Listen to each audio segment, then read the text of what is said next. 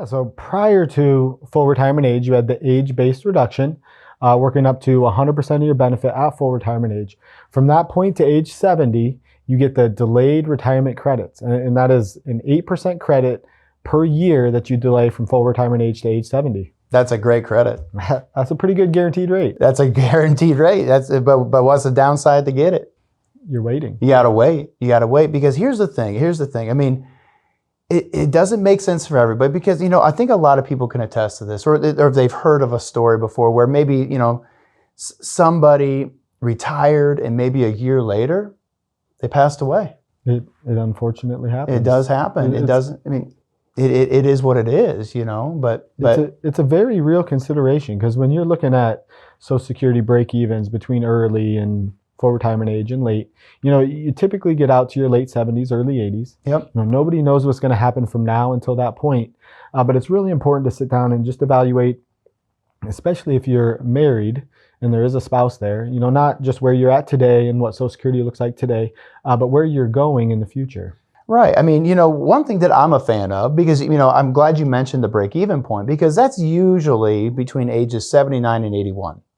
That's usually the break-even point. What I'm a fan of, and again, it doesn't fit everybody, is where maybe one spouse take their Social Security as soon as possible and the other one potentially delay.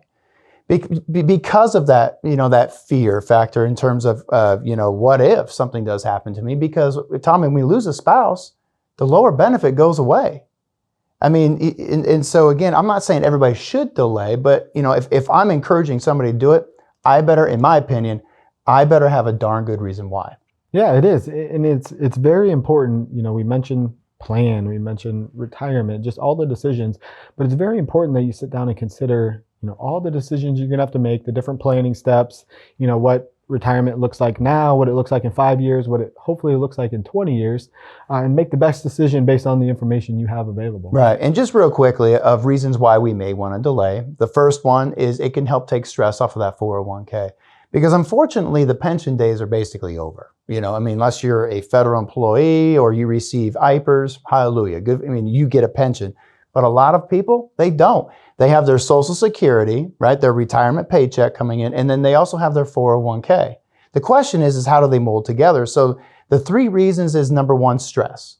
It helps take stress off of their 401k, meaning that if one spouse potentially delays, because now we have a higher Social Security benefit to help take stress off of that asset. The second is survivor benefits. We talked about age 60, right? Because when we lose a spouse, a lower benefit goes away. And the third one, and I love this one, is taxes.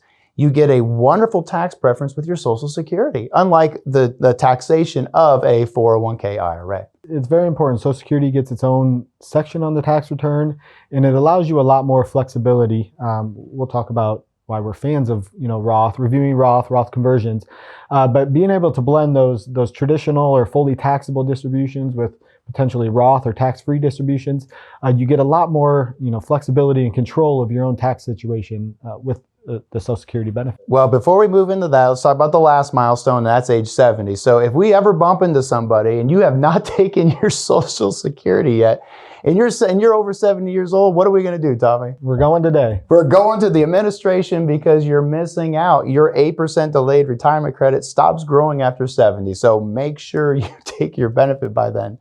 Okay, let's get to the final milestone. We made it. The required minimum distributions. Tommy, this has changed because a lot of people, it used to be 70 and a half prior to age 2020. What I'd like you to do is walk through how it's been increased throughout the last few years. Yeah, real quickly, the RMD age, 73, going to 75 here shortly. But there's been significant changes to that. Required minimum distributions are from the traditional 401k or traditional IRA, the pre-tax portion that you took a tax deduction growing in. It's grown for however many years you've had it. And so they say at a certain age you have to take it. So prior to 2020, that age was 70 and a half. Right. They passed the original Secure Act and moved it to age 72.